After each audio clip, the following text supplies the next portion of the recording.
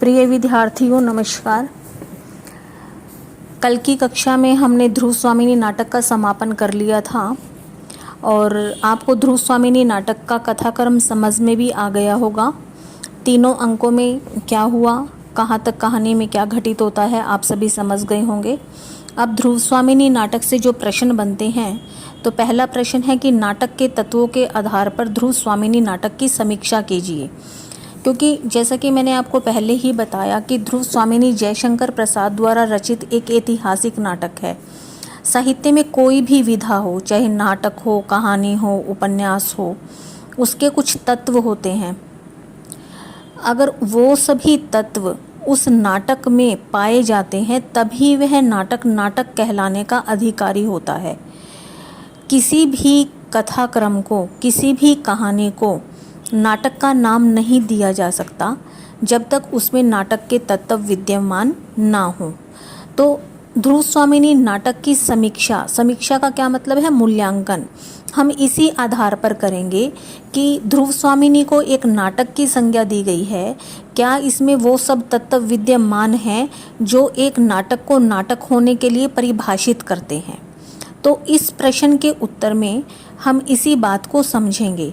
सबसे पहले हमें पता होना चाहिए कि नाटक के तत्व क्या हैं।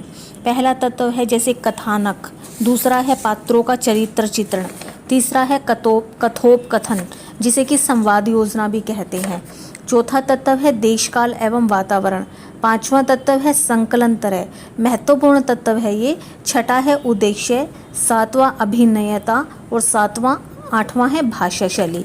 यानी ये 7 से 8 तत्व हैं। अगर ये 7 से 8 या तत्व किसी भी नाटक में पाए जाते हैं तभी वह नाटक नाटक कहलाने योग्य है, वरना तो उस नाटक को नाटक नहीं कहा जाएगा, एक साधारण स्टोरी के रूप में गिना जाएगा। तो देखिए, शुरू करते हैं हम। पहले मैंने आपको भूमिका बताई। ध्रुव स्वामिनी जयशंकर प्रसाद का एक श्रेष्ठ नाटक है। इस नाटक में प्रसाद जी ने नाट्य कला के जितने भी दर्शन वो दे सकते थे सब हमें दिखाए हैं। यह नाटक रंगमंच एवं कलात्मकता दोनों ही दृष्टियों से एक श्रेष्ठ नाटक है। इस नाटक की जो कहानी है वो ऐतिहासिक होने के बावजूद भी सरल एवं स्पष्ट है। नाटक में कल्पना और इतिहास का सुंदर सम्मिश्रण देखने को मिलता है।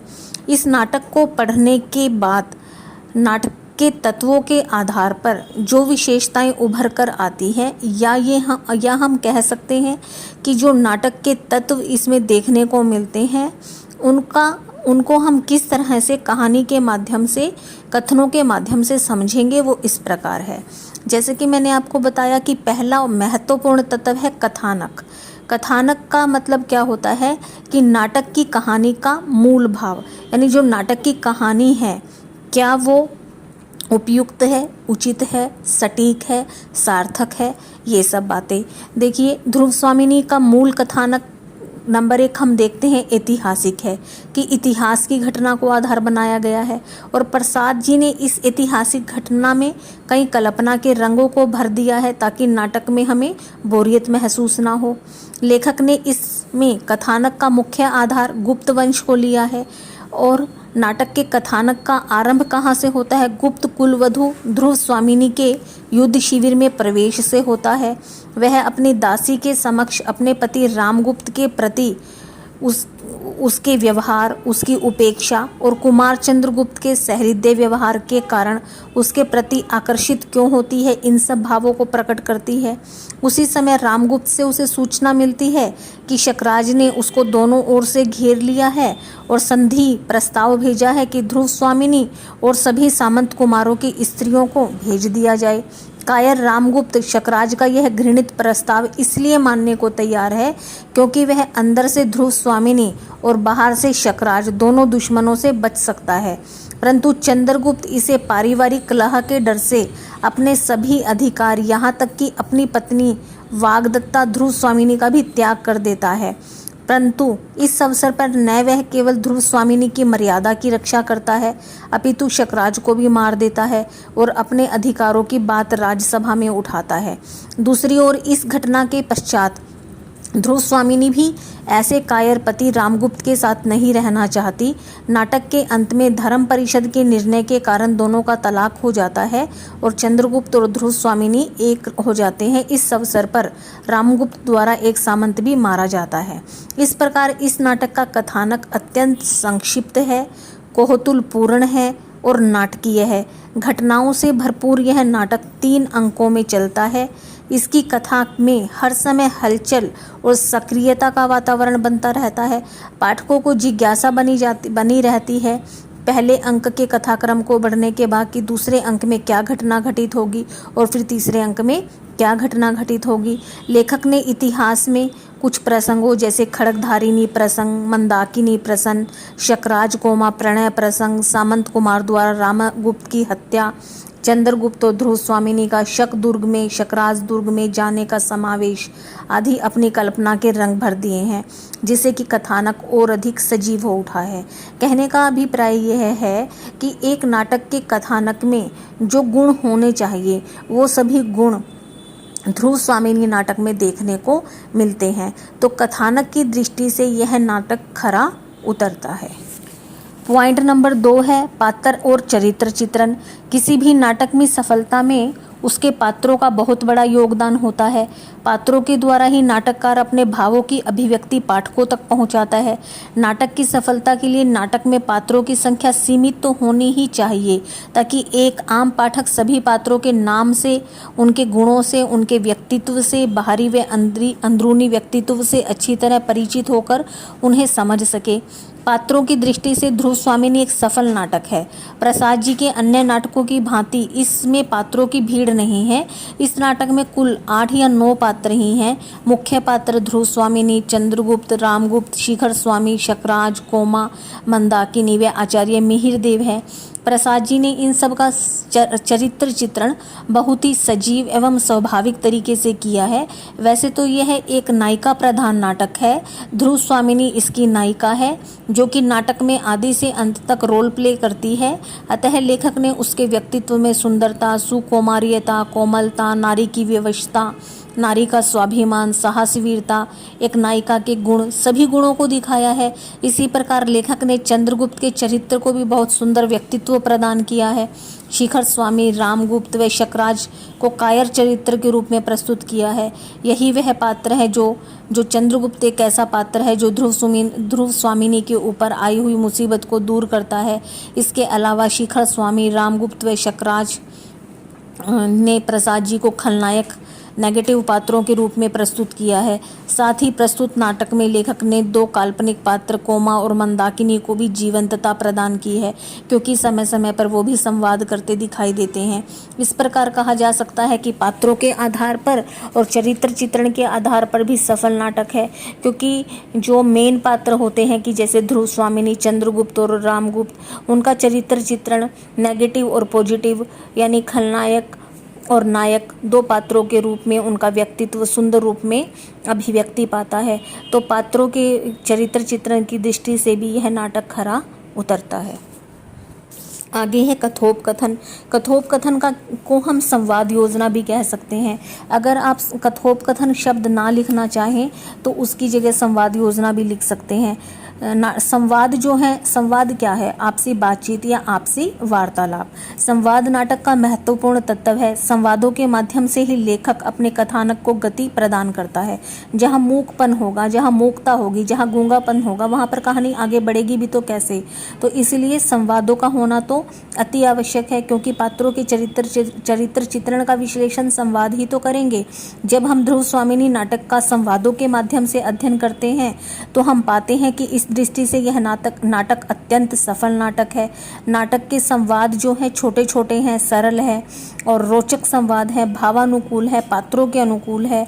लेखक ने संवादों का कहीं पर भी अनावश्यक रूप से विस्तार नहीं किया है और और कहीं कहीं पर तो पात्र आपस में ही संवादों के मध्य अंतर्द्वंद से घिरे हुए दिखाई देते हैं। जैसे कि हम देखते हैं कि द्वितीय अंक के प्रारंभ में कोमा का स्वगत भाषण उसके आंतरिक भावों और उसकी परिस्थितियों को स्पष्ट करता है। जैसे शिखर स्वामी वह और कुछ भी चाहता है, रामगुप्त क्या कुछ सहायता भी मांग रहा है। शिखर स्वामी गंभीरता से, नहीं देव, वह बहुत ही असंगत और अशिष्ट याचना कर रहा है। ये संवाद उस समय का है जब शकराज मारा जाता है और उसकी पत्नी कोमा ध्रुव स्वामिनी से उसका शव मांगने के लिए आती है। फोर्थ पॉइंट है देशकाल एवं वातावरण। देखिए, किसी भी नाटक की, कहानी की या साहित्य की कोई भी विधा हो, उसकी जो कहानी है बिना देशकाल और वातावरण के अधूरी है। कि वो कौन से समसामयिक समय में या तात्कालिक समय में या प्राचीन समय में या आधुनिक समय में और कौन से वातावरण में, कौन सी परिस्थितियों में लिखी गई है, यह एक बहुत महत्वपूर्ण बात है। क्योंकि देशकाल और वातावरण एक नाटक का एक महत्वपूर्ण तत्व है जो नाटक को प्रभावशाली बनाता है, जिसके कारण नाटक में सजीवता आती है। देशकाल और वातावरण के अंतर्गत लेखक नाटक के समय, नाटक के पात्रों की वेशभूषा, क्योंकि जिस समय का समाज जैसा होगा उस समय के समाज के अनुसार ही पात्रों की वेशभूषा भी होगी, उनकी भाषा भी होगी, रहन सहन, उस समय के तत्कालीन समाज के रीति रिवाज, उस समय के जो आवागमन के साधन से, वो सभी पर्दे पर, मंच पर दिखाने के लिए अति आवश्यक होते हैं। यदि हम प्राचीन काल की घटना को आधुनिक काल के साधनों के साथ दिखाएंगे तो असंगत सा हो जाएगा। तो इसलिए ऐतिहासिक नाटकों में देशकाल और वातावरण का वर्णन करते समय लेखक विशेष ध्यान रखता है। प्रसाद जी का यह नाटक गुप्त वंश से संबंधित है और गुप्त वंश का समय सीमा क्या है, 375 ईस्वी से 380 ईस्वी तक। इस नाटक में लेखक ने उस युग के दाव पेचों के अतिरिक्त कि किस तरह से राजनीतिक माहौल था, किस तरह से राजनीतिक परिस्थितियां थी, शिखर स्वामी जैसा कूटनीतिज्ञ महामंत्री जो पल पल हर क्षण चाल पर चाल खेलता है, यह सब दिखाया गया है। धार्मिक एवं सामाजिक मान्यताओं और राज परिवारों के आंतरिक कलह का वर्णन है। लेखक ने नाटक में तात्कालिक वातावरण की सृष्टि करने के साथ साथ उस समय के जो गुप्त वंश के गुप्तकालीन समाज की शब्दावली, वेशभूषा, शिविरों की सजावट, युद्ध शिविर, पात्रों के नाम, अस्त्र शस्त्र, रीति रिवाज वर्णन किया है, जिससे तत्कालीन वातावरण सजीव हो उठा है। यानी हम कह सकते हैं कि देशकाल और वातावरण की दृष्टि से भी ध्रुव स्वामिनी नाटक कसौटी पर खरा उतरता है। पॉइंट नंबर 5 है संकलन त्रय। त्रय वर्ड क्या है, तीन। त्रय का मतलब होता है तीन चीजों का संग्रह है। जिस नाटक में स्थान, समय और कार्य के संकलन का पूरी तरह से निर्वहन यानी निर्वाह किया जाता है, यानी स्थान, समय और कार्य का संकलन त्रय है।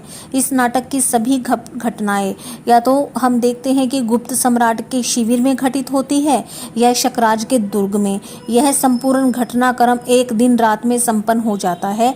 इस नाटक का मुख्य कार्य ध्रुव स्वामिनी की रामगुप्त से मुक्ति और चंद्रगुप्त का सिंहासन पर बैठना है। तो इस दृष्टि से भी यह नाटक खरा उतरता है। पॉइंट नंबर 6 मेन पॉइंट है उद्देश्य। ध्रुव स्वामिनी नाटक का उद्देश्य एक पूर्ण रचना है। इसमें प्रसाद जी ने एक और तो देश के कर्णधार के रूप में रामगुप्त जैसे विलासी, मध्यप, पतित और कायर व्यक्ति के स्थान पर चंद्रगुप्त जैसे वीर, साहसी, कर्तव्यपरायण, उदार, निस्वार्थ, त्यागी राष्ट्र नायक की कामना की है, जो राष्ट्र को विदेशी आक्रमण और संकट से मुक्त कराने और उसे शक्तिशाली बनाने की क्षमता रखे। दूसरी ओर उन्होंने नारी की स्वतंत्रता का नया दृष्टिकोण प्रस्तुत करके आधुनिक नारी के उत्थान की कामना भी की है। ध्रुव स्वामिनी की समस्या आधुनिक नारी की समस्या है। इस दृष्टि से ध्रुव स्वामिनी नाटक में आधुनिकता भी कहीं ना कहीं देखने को मिलती है और वर्तमान की प्रासंगिकता भी देखने को मिलती है। इसके साथ ही प्रसाद जी ने छल कपट, विलासिता, कायरता, हिंसा, नारी अत्याचार आदि प्रवृत्तियों के स्थान पर पवित्रता, वीरता, साहस, उदारता, त्याग, नारी के आत्म सम्मान की रक्षा आदि मानवीय प्रवृत्तियों को भी इस नाटक के माध्यम से दिखाया है कि किस प्रकार से कायरता पर वीरता की विजय हो सकती है और किस प्रकार से नारी के मान सम्मान को बचाया जा सकता है। चंद्रगुप्त के माध्यम से यह सब दिखाया है और रामगुप्त के माध्यम से नेगेटिविटी अर्थात कायरता को भी उन्होंने प्रदर्शित किया है। नाटक का पॉइंट नंबर 7 है अभिनयता। अभिनयता को बच्चों आप रंगमंचीयता भी लिख सकते हैं। अभिनयता महत्वपूर्ण पॉइंट है। किस साहित्य की जितनी भी विधा है, कहानी है, उपन्यास है, उसमें आपको अभिनयता या रंगमंचीयता नहीं आएगा, लेकिन नाटक में ये स्पेशल विशेष महत्वपूर्ण तत्व है अभिनयता या रंगमंचीयता, क्योंकि नाटक को मंच पर खेला जाता है, रंगमंच पर पर्दे पर खेला जाता है, तो अभिनयता एक महत्वपूर्ण तत्व है। क्योंकि नाटक की रचना वास्तव में अभिनय के लिए, रंगमंच पर खेलने के लिए ही की जाती है। तो अभिनेता की दृष्टि से प्रसाद जी के अधिकांश नाटक दोषयुक्त है। उनमें लंबी कथा के साथ साथ उनमें उसे कई अंकों में भी लिखते हैं। उनमें पात्रों की संख्या, अगर अभिनेता की दृष्टि से उनके नाटकों का मूल्यांकन करें तो उनमें थोड़े से दोष देखने को मिलते हैं, क्योंकि वो कथा को कई अंकों में लिख देते हैं, पात्रों की संख्या भी अधिक हो जाती है, तो नाटकों को मंचों पर मंचित करना मुश्किल हो जाता है। परंतु उनके कुछ एक सफल नाटक भी हैं, जैसे कि ध्रुव स्वामिनी नाटक है। इसमें पात्रों की संख्या भी कम है, कहानी भी इतनी बड़ी नहीं है, अंक भी कम है, तो इसमें एक छोटी सी कथा को लिया गया है, साथ ही 3 अंक में है और सीमित पात्र योजना है। संकलन त्रय का भी पूर्ण निर्वहन किया गया है। छोटे छोटे संवाद हैं, सरल भाषा है, भाषा में कहीं पर भी कठिन शब्दों का प्रयोग नहीं है। केवल नाटक में 4 गीतों की ही रचना की है। तो रंगमंच की दृष्टि से यह नाटक अत्यधिक सफल नाटक है। तो जो ये नाटक है रंगमंचीयता की दृष्टि से एक सफल नाटक होने के कारण इस कसौटी पर भी खरा उतरता है। अंतिम पॉइंट है भाषा शैली। किसी भी साहित्य की किसी भी विधा को प्रदर्शित करना हो, बिना भाषा के, बिना शैली के वह विधा सुंदरतम रूप में प्रस्तुत नहीं हो सकती है। तो ध्रुव स्वामिनी नाटक में लेखक ने संस्कृत निष्ठ साहित्यिक खड़ी बोली का प्रयोग किया है। कौन सी भाषा है, ध्यान से देखेंगे, ब्रज भाषा नहीं है और खड़ी बोली भी नहीं है, संस्कृत निष्ठ साहित्यिक खड़ी बोली है। क्योंकि प्रसाद जी का संस्कृत भाषा पर असाधारण का मतलब होता है बहुत अधिक अधिकार था। नाटक में तत्सम शब्दों का खुलकर प्रयोग किया है, या हम ये कह सकते हैं कि संस्कृत भाषा की उनको पूर्णतः जानकारी थी। इस नाटक की भाषा में प्रसाद गुण के अतिरिक्त ओज गुण, हम जानते हैं कि 3 गुण होते हैं, प्रसाद गुण, ओज गुण, माधुर्य गुण, इन सब का प्रयोग है। संवादों में ओज गुण का प्रयोग हुआ है। युद्ध के समय में देखेंगे कि ओज गुण ही देखने को मिलेगा। जब कोमा अपना शकरा से परिणय प्रेम प्रसंग व्यक्त करती है तो माधुर्य गुण का प्रयोग है। नाटक में लेखक ने वीर, श्रृंगार, विभत्स, करुण रसों का प्रयोग किया है। कहीं कहीं पर काव्यात्मक अलंकृत शैली व गीतों का प्रयोग करके कवि होने का परिचय भी दिया है। प्रसाद जी के अन्य नाटकों की अपेक्षा इस नाटक की भाषा सहज, सरल, स्वाभाविक एवं पात्रानुकूल है। इनकी भाषा नाटक के पात्रों की मनोवृत्ति, उनके भावों, विचारों और कार्य व्यवहारों के सर्वथा अनुकूल है। लेखक ने अपनी भाषा को छोटे छोटे वाक्यों, तीनों शब्द शक्तियों, लकोक्तियों, मुहावरों, आप्त वाक्यों आदि के प्रयोग से अत्यंत रोचक और रमणीय बना दिया है। इस पर नाटक के तत्वों के आधार पर यह एक सफल नाटक कहा जा सकता है। तो प्रिय विद्यार्थियों, महत्वपूर्ण क्वेश्चन है और हमें पता होना चाहिए कि जब ध्रुव स्वामिनी एक नाटक है तो किसी भी नाटक की नाटकीयता या नाटक के तत्व क्या हैं, अगर वो तत्व हमें पता है तभी हम उसके कथाक्रम का मूल्यांकन उन तत्वों के आधार पर करने के बाद सिद्ध कर सकते हैं कि हाँ, यह नाटक के तत्वों की कसौटी पर खरा उतरता है और इसमें नाटक के सभी तत्व विद्यमान है। तो हमने पढ़ा कि ध्रुव स्वामिनी नाटक इन सभी तत्वों की कसौटी पर खरा उतरता है, इसलिए ध्रुव स्वामिनी नाटक एक रंगमंचीय नाटक की श्रेणी में आता है। तो आपको यह क्वेश्चन समझ में आ गया होगा। आप सभी इसको समझ लेंगे। जहाँ भी आपको कोई क्वेरी है, कोई भी दिक्कत है, आप मुझसे पूछ सकते हैं। आपकी हिंदी प्राध्यापिका डॉक्टर सुषमा गर्ग, हिंदू कन्या महाविद्यालय Jind. Thank you so much. धन्यवाद।